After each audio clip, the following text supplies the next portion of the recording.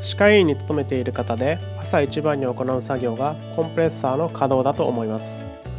コンプレッサーとは圧縮空気を作り出す機械のことです。歯科で使う機械は多くが空気の力で動いています。